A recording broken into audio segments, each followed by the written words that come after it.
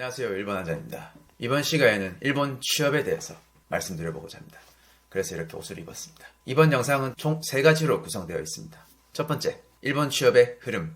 두 번째, 일본 취업 꿀팁. 세 번째, 일본 취업의 현실입니다. 일본 취업의 흐름. 일본 현지 취업이라고 한다면 일본 대학을 다니면서 일본 안에서 자연스럽게 취업을 준비하던가, 혹은 일본에서 유학이나 저처럼 5월 하면서 일본 현지에서 자연스레 취업시장에 뛰어드는 유형이 있고, 두 번째로는 한국에서 일본어 전공해서, 물론 그 사이에 유학이나 5월 갔다 온 거 포함입니다. 여기서 중요한 거예요.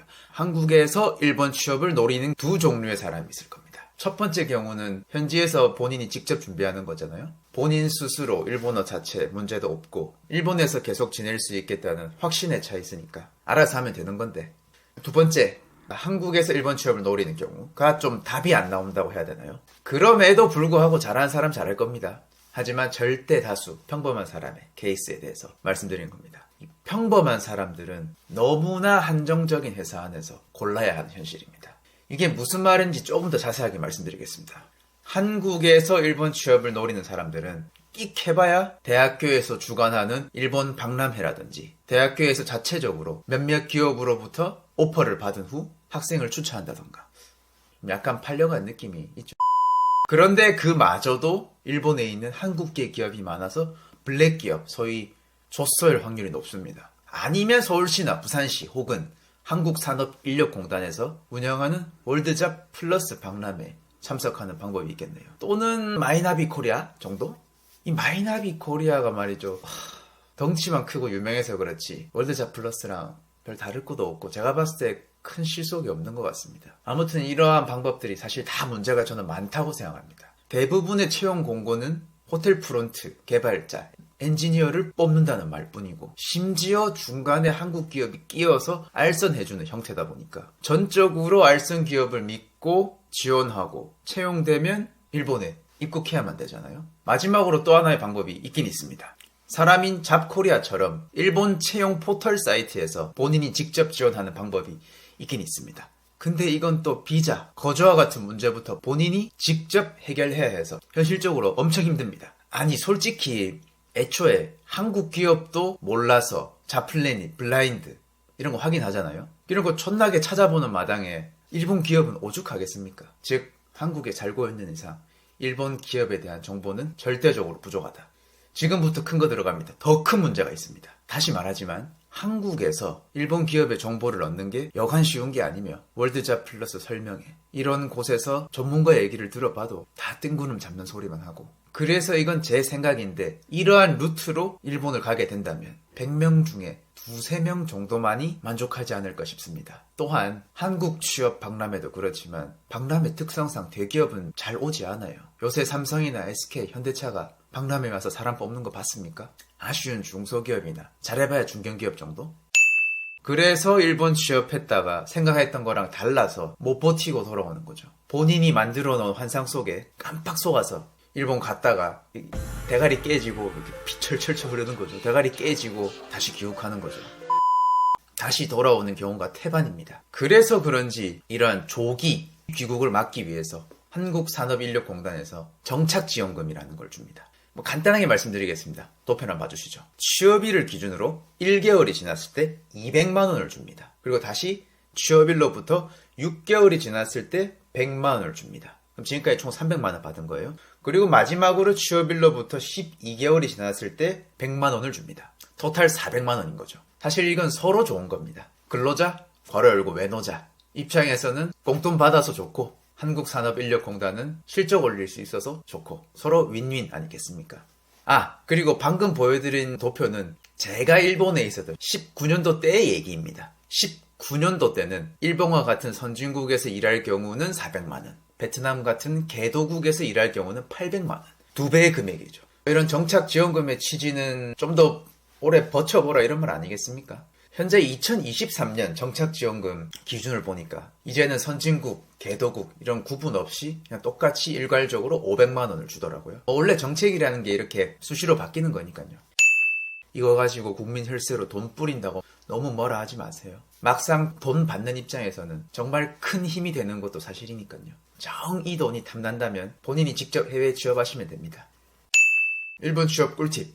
영상 초반에서도 말씀드렸다시피 일본 거주 경험이 있는 사람이 자연스레 일본 현지 취업하시는 분께는 제가 드릴 코멘트는 딱히 없습니다만 한국에서 어떻게든 해보려고 하는 사람에게는 나름의 팁을 드릴 수 있습니다. 1.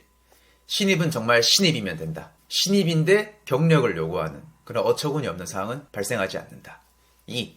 어차피 신입이니까 아르바이트, 어학연수, 자원봉사와 같은 경험을 어필해서 내가 지원하는 직무에 맞게 잘 구라를 치면 된다. 어차피 알고 속아준다. 한국에서 직무 경력이 있는 경력사원이 일본으로 이직한다고 해도 신입이랑 똑같습니다. 신입은 아르바이트 경험, 경력은 전 직장 직무 경험을 잘 버무려서 얘기하면 된다. 3. 일본어를 얼만큼 공부했으며 얼만큼 열정이 있는지 어필하는 것이 중요하다. 4. 군대도 스펙이 된다. 5. 자기소개서에 제발 뜬구름 잡는 소리 하지 말고 어려운 말 쓰지 말자. 초등학생이 봐도 이해될 수 있도록 쉬운 언어 그리고 직설적으로 써야 한다. 이 부분만큼은 한국과 정반대일 수 있습니다. 한마디로 유식해 보일 필요가 없다는 말이죠. 그럼 또 이렇게 얘기할 수 있어요. 일본은 겉과 속이 다르지 않나요? 하겠지만 명심합시다. 지금은 누구와 인간관계를 맺는 것이 아니라 취업하려고 하는 거니까. 5. 왜 일본에서 일하려고 하는가에 대해서 잘 대답해야 된다. 이게 왜 중요한 질문이냐면 일본에서도 한국 취업 시장이 바늘구멍이라는 거 잘 알아서 이 새끼 이거 일본으로 도피하려고 하는 거 아닌가? 라는 합리적인 의심을 할 수 있기 때문이다. 6. 얼마 동안 일본에 있을 건지 잘 설명해야 한다. 기껏 회사에서 다 가르쳐놨는데 팀장님 저 한국으로 돌아갈래요. 이 지랄하면 회사 입장에서도 얼마나 손해겠습니까? 회사 또한 직원 뽕 뽑고 싶어 하니까. 7.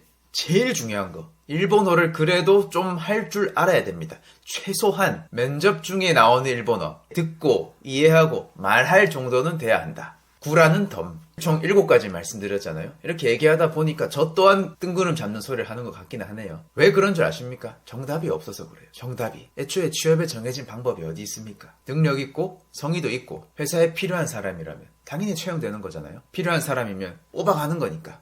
그래도 유튜브니까 이렇게 비속어라도 쓰는 거지. 그럼 박람회에 참여한 전문가님께서 이런 비속어를 쓰겠습니까? 그러니까 더더욱 뜬구름 잡는 소리로 들릴 수밖에 없다고 생각합니다. 일본 취업 현실. 아주 환상을 그냥 개박살 내드리겠습니다. 지금부터 주문을 걸 겁니다. 내일 당장 듣도 보지도 못한 회사에 입사하게 되었습니다. 두근두근 거리세요? 아니면 긴장되고 그럽니까? 무슨 감정이 들지는 사람마다 다르니까 저도 모르겠습니다만 한국 취업이냐 일본 취업이냐 똑같습니다. 회사에 일하러 갔지 놀러 간 거 아니잖아요. 그러니까 하고 싶은 말은 뭐냐? 내 상황이 한국어가 일본어로 바뀐 거일 뿐 그 이상 그 이하도 아니라는 말을 드리고 싶네요. 좋고 나쁨은 순전히 개인차. 솔직히 이 취업 현실, 이런 현실이라는 단어를 쓰고 있는 이 현실 자체에 제가 어이가 없네요. 지금 내 기분이 그래. 어이가 없네. 다만 아무 생각 없이 일본 가게 되면 존망합니다. 이건 확실해요. 어쩌면 우리는 답을 알고 있습니다. 목적과 목표가 있는 사람만이 성공하는 겁니다. 세상 진리니까요. 아무튼 가서 뭘 하실지 잘 생각하시길 바랍니다. 혹시 지금도 일본 취업에 대해 관심이 있으신 분이라면 내가 일본에 가서 뭘 할 건지 무엇을 할 건지 잘 생각해 보시길 바랍니다. 이왕 갈 거라면 금이 환영해야 될 거 아닙니까? 참고로 한국에서 재취업할 때 저희 일본 경력은 그냥 일본에서 살아봤다는 증표 정도일 뿐 경력으로서는 거의 무용지물이었습니다. 짧은 경력은 사실 큰 도움이 되지도 않습니다. 결론, 본인이 선택하고 본인이 책임진다. 제가 예전에 K-Move 서포터즈로 활동한 적이 있거든요. 더 자세한 내용은 제가 서포터즈 활동 당시 썼던 블로그를 참조해주세요. 영상 설명란에 링크 걸어드리겠습니다. 감사합니다.